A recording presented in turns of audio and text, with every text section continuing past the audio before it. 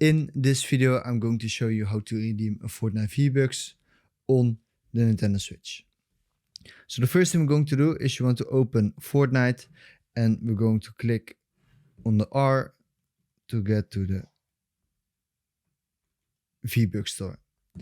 Then on the V-Bucks store, you can choose how many V-Bucks you would like to buy. As an example, we want to buy $9. We want to buy 1000 V-Bucks.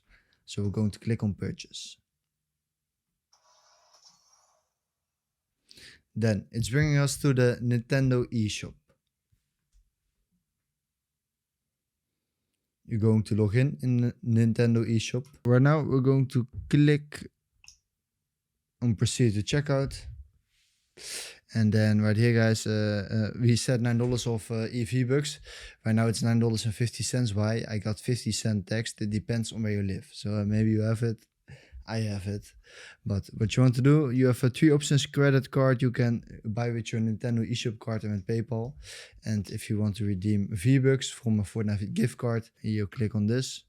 You click on Nintendo eShop card and here you can enter your Fortnite gift card, and that's how you redeem a Fortnite V-Bucks card on the Nintendo Switch for Fortnite.